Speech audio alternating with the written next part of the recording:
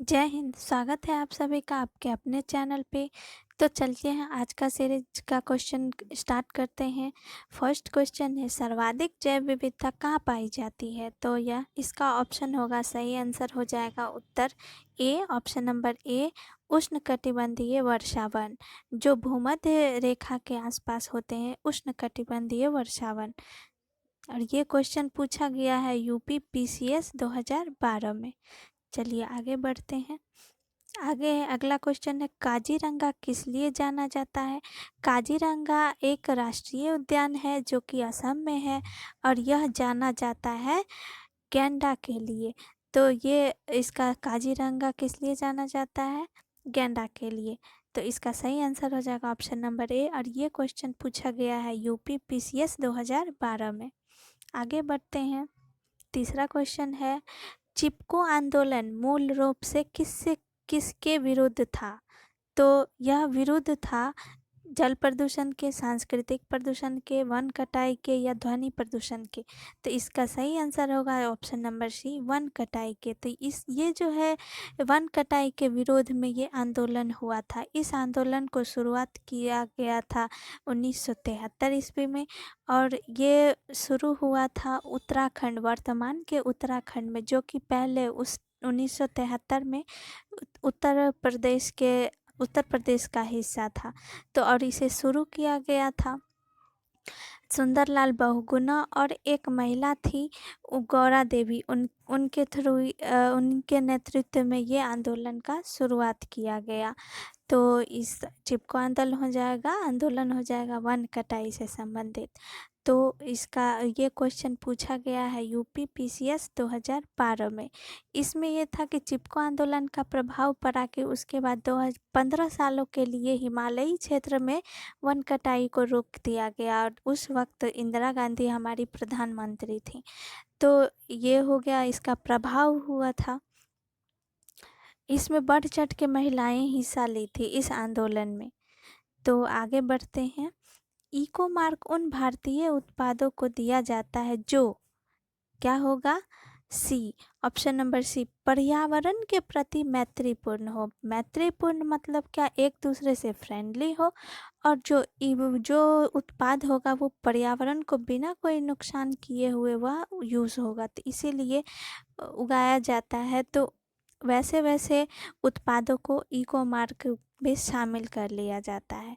तो इसका लोगो होता है, जो लोगो हमेशा पूछा जाता है, और इसका लोगो होता है मिट्टी का घड़ा। ये हमेशा एग्ज़ाम में, मैं एनटीपीसी आरआरबी एनटीपीसी 2000 ये इस 21 का एग्ज़ाम दी थी, जिसमें कि ये क्वेश्चन मेरे पूछा गया था, मेरे ही शिफ्ट में आया हुआ था कि इको मार्क का लोगो क्या होता है। तो वो हो जाएगा मिट्टी का घड़ा। तो आगे बढ़ते हैं। इसका ये क्वेश्चन आपको यूपी पीसीएस 2012 में भी पूछा गया है। आगे बढ़ते हैं। विश्व का सबसे अधिक तेजी से बढ़ने वाला जल पादप है, क्या है? इसका ऑप्शन नंबर सी हो जाएगा जल हाइसिंथ। तो इसको कहा जाता है जलकुंभी। जलकुंभी इसका दूसरा नाम है। तो ये हो जाएगा, ये बहुत ही तेजी से बढ़ता है, यह बहुत तेजी से बढ़ता है ये पादप पानी में। आगे बढ़ते हैं। और ये क्वेश्चन आपका तो एसएससी 2012 में पूछा गया है। आगे बढ़ते, यदि विश्व के सभी पादप मर जाते हैं तो सभी पशु किनकी कमी के कारण मर जाएंगे? तो पादप मतलब पेड़ पौधे। अगर पेड़ पौधे खत्म हो जाते हैं तो प्रकाश संश्लेषण नहीं होगा, और प्रकाश संश्लेषण नहीं होगा तो ऑक्सीजन का निर्माण नहीं होगा। तो ऑक्सीजन अगर नहीं मिलेगा तो क्या पशु, मानव, पशु, जंतु में हम सब आ जाते हैं, जो भी जीवित हैं। पशु में जानवर भी आ जाते हैं और मनुष्य भी आ जाते हैं जंतु में, तो वो सभी मर जाएंगे। तो इसका सही आंसर हो जाएगा ऑप्शन नंबर डी, ऑक्सीजन के बिना। क्योंकि पेड़ पौधे ही नहीं रहेंगे तो ऑक्सीजन कहाँ से होगी, और ऑक्सीजन नहीं होगी तो फिर हम जिंदा कैसे रहेंगे? तो इसका सही आंसर हो जाएगा ऑप्शन नंबर डी। और ये एग्ज़ाम क्वेश्चन पूछा गया है एसएससी 2012 में। आगे बढ़ते हैं। निम्नलिखित में से कौन सी हरितगृह गैस नहीं है? तो हरितगृह gas, option number A, carbon dioxide, methane, nitrous oxide या नाइट्रोजन। तो इसमें क्या हो जाएगा? इसका सही आंसर हो जाएगा option number D, nitrogen. Nitrogen ठंडा गैस होता है। और हरितगृह प्रभाव होता क्या है? हरितगृह प्रभाव होता है एक प्राकृतिक घटना होती है, एक प्राकृतिक प्रक्रिया होती है जिसमें से जो वातावरण में गैस उपस्थित होते हैं उन्हीं गैसों के कारण इस पृथ्वी का जो टेम्परेचर होता है, तापमान होता है, वो बढ़ जाता है।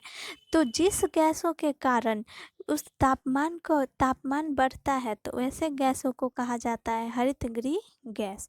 तो इसका सही आंसर हो जाएगा ऑप्शन नंबर डी, क्योंकि ये नहीं है। बाकी कार्बन डाइऑक्साइड भी हरितगृह प्रभाव में शामिल होता है, मीथेन भी होता है, नाइट्रस ऑक्साइड भी होता है, नाइट्रोजन नहीं होता है। तो इसका सही आंसर हो जाएगा ऑप्शन नंबर डी। तो और ये एग्ज़ाम पूछा गया है यूपी पीसीएस 2012 में। आगे बढ़ते हैं। खाद्य श्रृंखला में मानव है। मानव खाद्य श्रृंखला होता है, उत्पादक होता है, उपभोक्ता होता है और अपघटक होता है। तो उत्पादक होता है घास फूस, जो कि प्राकृतिक रूप से निकलता है। और उसके बाद उपभोक्ता होता है जिसमें प्राथमिक उपभोक्ता होता है, द्वितीयक होता है, तृतीयक होता है। तो प्राथमिक उपभोक्ता वो होता है जो उत्पादक को खाता है, द्वितीयक उपभोक्ता वो होता है जो प्राथमिक को खाता है, तृतीयक वो होता है जो प्राथमिक और द्वितीयक दोनों को खाता है। तो इसमें पूछ रहा है खाद्य श्रृंखला में मानव कौन सा है? तो मानव क्या होता है? मानव वह प्राथमिक भी होता है और द्वितीयक भी होता है। जैसे प्राथमिक हो जाएगा, उत्पादक हो जाएगा घास फूस, प्राथमिक हो जाएगा बकरी, गाय, ये सब हो जाती है। और द्वितीयक होता है जो गाय बकरी इस सब को खाता है, जैसे शेर हो जाता है, तो वो सब क्या है? द्वितीयक उपभोक्ता भी है। तो मानव क्या होता है? मानव प्राथमिक उपभोक्ता मतलब क्या? जो बकरी को भी खाती है, तो इसीलिए यह प्राथमिक और द्वितीयक दोनों उपभोक्ता होती है। मतलब क्या? आदमी घास फूस मतलब पेड़ पौधे, जैसे साग हम लोग खाते हैं, सब्जी हम लोग खाते हैं, तो वो सब क्या हो गया? प्राथमिक उपभोक्ता खाता है वो सब। तो हम प्राथमिक उपभोक्ता हुए, और प्राथमिक उपभोक्ता को जो खाता है द्वितीयक उपभोक्ता, जैसे बकरी हुई, तो उसे भी हम खाते हैं, तो इसीलिए हम दोनों हो जाते हैं। तो इसका सही आंसर हो जाएगा ऑप्शन नंबर डी। और ये एग्ज़ाम में पूछा गया यूपी पीसीएस 2016 में। आगे बढ़ते हैं। निम्न में से कौन आहार श्रृंखला का निर्माण करते हैं? आहार श्रृंखला मतलब उत्पादक, प्राथमिक, द्वितीयक, तृतीयक, ये एक श्रृंखला होता है। तो अब हम यहाँ पे देखेंगे कौन सा एक सीक्वेंस में है। तो ऑप्शन नंबर ए, घास, गेहूँ तथा आम। ये तो नहीं हो सकता है। घास, गेहूँ और ये सारा उत्पादक हो जाएगा। घास, बकरी तथा मानव, ये लग रहा है। तो इसका सही आंसर देख लेते हैं। उत्तर बी हो जाएगा ऑप्शन नंबर। घास को बकरी खाती है, बकरी को मानव खाता है। तो ये उत्पादक हो जाएगा घास, प्राथमिक उपभोक्ता हो जाएगी बकरी और द्वितीयक उपभोक्ता मानव। तो ये एक श्रृंखला में, इसीलिए इसका सही आंसर हो जाएगा बी। और ये पूछा गया है एसएससी 2015 के एग्जाम में। आगे बढ़ते हैं। विश्व पर्यावरण दिवस किस दिन मनाया जाता है? तो इसका सही आंसर हो जाएगा ऑप्शन नंबर सी, 5 जून। और ये एग्ज़ाम में पूछा गया एसएससी 2015 में, और ये बहुत सारे एग्ज़ाम में पूछा जाता है। ये बहुत ही ज़्यादा इम्पोर्टेंट है। याद रखेंगे, पर्यावरण से रिलेटेड जो भी डे होगा उसे याद रखेंगे। आगे बढ़ते हैं।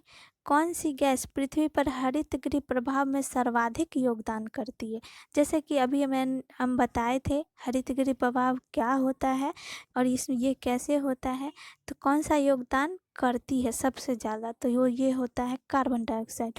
जो हम सांस के रूप में छोड़ते हैं वो होता है कार्बन डाइऑक्साइड, और इसी से हरितगृह प्रभाव सबसे ज़्यादा बढ़ती है। तो इसीलिए सर्वाधिक योगदान होता है कार्बन डाइऑक्साइड का। तो इसका सही आंसर हो जाएगा ऑप्शन नंबर सी। आगे बढ़ते हैं। ताजमहल को क्षति पहुंच रही है, क्यों क्षति पहुंच रही है? तो यमुना में बाढ़ से बिल्कुल नहीं, उससे उसका कोई प्रभाव नहीं पड़ेगा। अधिक ताप पर संगमरमर के अपघटन द्वारा नहीं।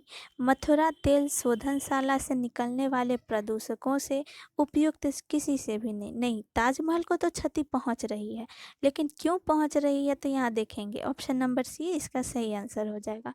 मथुरा तेल शोधनशाला से निकलने वाले वायु प्रदूषकों से। मथुरा में बहुत सारे तेल शोधनशाला है, जिससे कि बहुत सारे उसमें कारखाना से वायु निकलती है, जिसके कारण ताजमहल एक वाइट संगमरमर है तो उस पे इफेक्ट डाल रहा है, इसीलिए ताजमहल को क्षति पहुंच रही है। तो इसका सही आंसर हो जाएगा ऑप्शन नंबर सी। आगे बढ़ते हैं। सूर्य से आने वाली हानिकारक पराबैंगनी विकिरण से होता है, क्या होता है?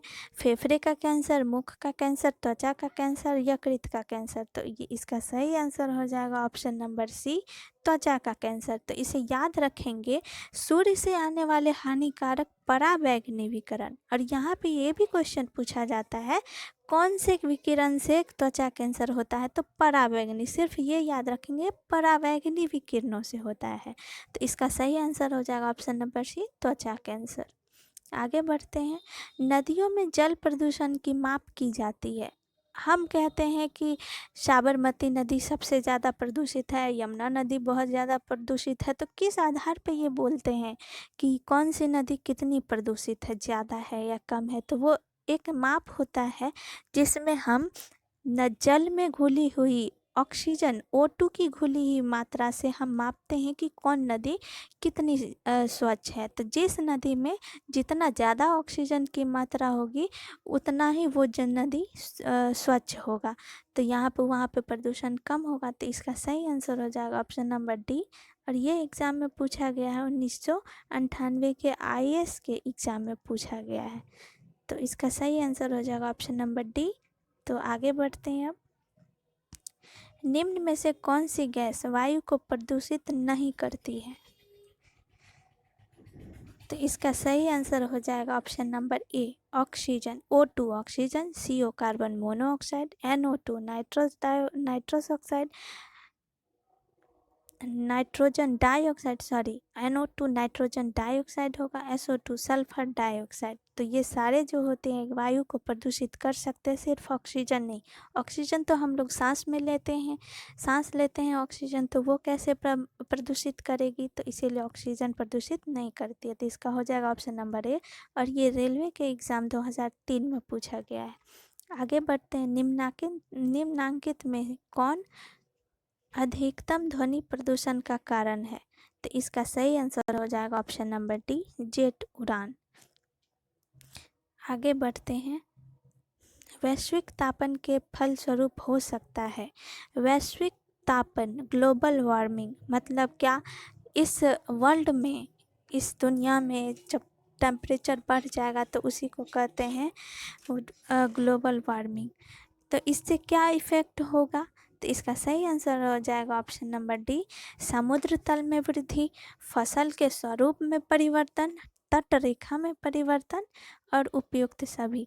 तो वैश्विक तापन के फलस्वरूप ये तीनों ही हो सकता है। समुद्र तल में वृद्धि हो सकता है, फसल के स्वरूप में जब टेम्परेचर जब वातावरण का बढ़ जाएगा तो ऑब्वियस सी बात है कि फसलों में भी अंतर होगा ही। जिसको ज़्यादा ज़रूरत है टेम्परेचर का, जिसको कम ज़रूरत है टेम्परेचर का, उस हिसाब से फसल में तो डिफरेंस आएगा ही। तट रेखा में परिवर्तन, तट रेखा में भी परिवर्तन होगा। जैसे कि जो ये बर्फ़ वाला एरिया होता है, जब टेम्परेचर बढ़ेगा तो बर्फ़ पिघलेगा, और बर्फ़ पिघलेगा तो वो पानी वाला एरिया ज़्यादा होगा, जिससे कि वो जल वाला एरिया ज़्यादा होगा और स्थल वाला एरिया कम होगा। तो तट रेखा में भी परिवर्तन होगा। समुद्र तल में वृद्धि, जब ग्लेशियर पिघलेंगे, जब टेम्परेचर बढ़ता है तो बड़ा बड़ा ग्लेशियर पिघलता है। जैसे कि हम सुनते हैं उत्तराखंड में ग्लेशियर पिघल गया तो बाढ़ आ गया। तो क्यों आ गया? वही, जब वो बर्फ़ पिघल गया तो वो कहाँ जाएगा? वो वहाँ के नदी में जाता है, जिससे नदी का स्तर बढ़ता है। नदी का स्तर बढ़ता है तो वही नदी का पानी समुद्र में जाता है। बड़े बड़े समुद्रों में जो क्या कहते हैं बर्फ़ जमी रहती है वो पिघलती है, तो उससे पानी बढ़ता है, तो समुद्र तल में वृद्धि होती है। तो इसका सही आंसर हो जाएगा ऑप्शन नंबर डी, उपयुक्त सभी। और ये पूछा गया है SSC के 2009 के एग्ज़ाम में। आगे बढ़ते हैं। वायुमंडल में जिस ओजोन छिद्र का पता लगाया गया है वह कहाँ स्थित है? तो इसका सही आंसर हो जाएगा ऑप्शन नंबर बी, अंटार्कटिक के ऊपर। ओजोन छिद्र ओजोन हम लोग जानते हैं कि ओजोन जो होता है वो हमारे बाहर से आने वाले हर सभी अल्ट्रावायलेट रेज सबके परावैंगनिक किरणों सबसे हमको वो क्षण के जो शुद्ध रोशनी होता है सूर्य से आने वाली वो हमको प्रोवाइड करता है। तो ओजोन जो होता है तो वो हमारे एक तरह से सुरक्षा कवच के रूप में काम करता है हमारे वातावरण पे। तो उसमें इतना प्रदूषण होने के कारण उसमें एक छिद्र पता लगाया गया है। उस छिद्र से पराबैंगनी किरणें आ जाएंगी हमारे पृथ्वी पे तो बहुत सारा नुकसान हो जाता है। तो वो पता लगाया है अंटार्कटिक के ऊपर हुआ है वो छिद्र। तो ये क्वेश्चन याद रखेंगे और इसे पूछा गया है एसएससी 2008 में। आगे बढ़ते हैं। कौन सी गैस वैश्विक उष्णता के लिए उत्तरदायी है? वही ग्लोबल वार्मिंग। ग्लोबल वार्मिंग के लिए कौन सा गैस उत्तरदायी होता है? जैसे कि अभी हम लोग हरित गृह प्रभाव पढ़े तो उसमें कौन सा गैस उत्तरदायी था और ग्लोबल वार्मिंग इसमें कौन सा गैस उत्तरदायी होता है? तो इसका सही आंसर हो जाएगा option number C, carbon dioxide और मीथेन। ये दोनों ही गैस होता है जो ग्लोबल वार्मिंग को के लिए उत्तरदायी होता है। तो इसको याद रखेंगे, कार्बन डाइऑक्साइड और मीथेन। इसे याद रखेंगे, ये बहुत ही ज़्यादा इम्पोर्टेंट क्वेश्चन है। जितने भी पॉल्यूशन से संबंधित हैं जैसे ग्लोबल वार्मिंग हरित गृह प्रभाव, वैश्विक उष्णता, ग्लोबल वार्मिंग और हो जाएगा अम्ल वर्षा, एसिड रेन, ये सब बहुत ही ज़्यादा इम्पोर्टेंट टॉपिक्स हैं। इसे याद रखेंगे, ये हर एग्जाम में पूछा जाता है। तो वैश्विक उष्णता के लिए कौन है उत्तरदायी? कार्बन डाइऑक्साइड और मीथेन। तो ये पूछा गया है आपका उत्तराखंड पीसीएस 2008 में ये क्वेश्चन पूछा गया था और भी बहुत सारे एग्जाम्स में पूछे जाते हैं। तो आगे चलते हैं अब, और ये हमारा आज का अंतिम क्वेश्चन है। अगर आपको हमारा वीडियो पसंद आ रहा है, हमारी मेहनत अच्छा लग रहा है तो प्लीज़ वीडियो को लाइक कीजिएगा, शेयर कीजिएगा और सब्सक्राइब कीजिएगा।